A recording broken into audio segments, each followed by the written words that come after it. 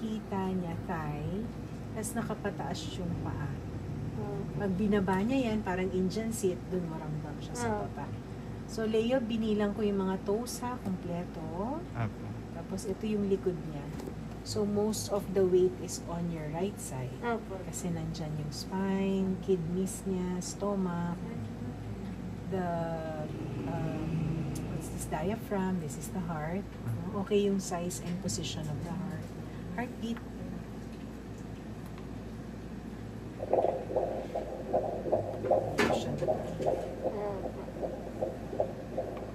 Ito yung ulo. So for now, the level of the umbilicus, pusod, mataas konti, yun yung head. Okay. Face, intact yung lips and nose. Walang cleft lip, cleft palate. Ayan, iba yung pwesto niya. Ang gulo niya. Ito, mga pusod niya to, cord. So naka-float siya, no? Walang nakasakal sa leeg. There is the neck. Walang cord coil. Yung ears niya po So, okay na. yes. Yan yung isang tenga. Sa kabila yung isa sa ulit. Pwede. Likat-likat.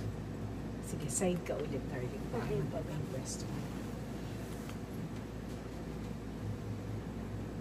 Natin siyang likod. Pero yan, no? Yung back. Ito pagka may pulupot yan.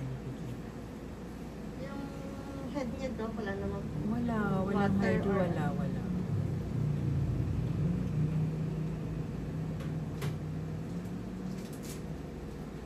Sobra namang sub-sub po itong baby mo.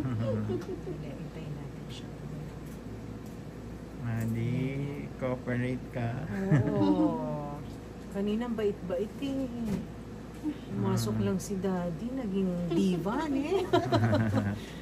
May kakampi daw siya. Ayan yan yung isang tenga. Kagano'n kasi. Mamaya, babalikan natin. Ayan yung isa. Here. Ayan.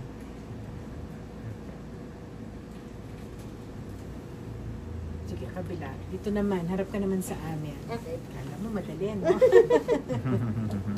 Kailangan kasi para makita mabuti.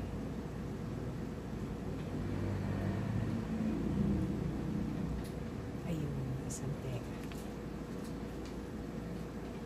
Okay na. Ito yung dibdib niya. Okay, yung mga pusod. Tatlong vessel, no? Minsan dyan nagkaka-problem. Single vessel, a double vessel.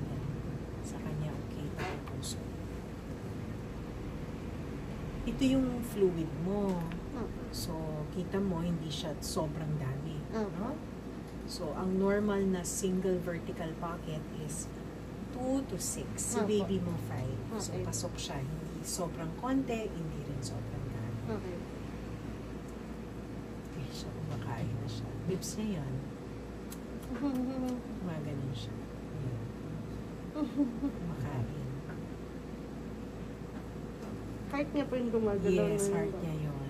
So, ito yung mga concerns mo, no? Doktora, yung size pa. Si baby, yung edad, 24 and 1. The baby measures, on average, is 24 and 3. So, hindi underweight, hindi overweight. Right now, almost 700 grams na siya. So, that is compatible to a 24-week fetus. So, hindi siya underweight. Okay. So, tama yung concern mo yan, doktora, maliit ba siya, malaki?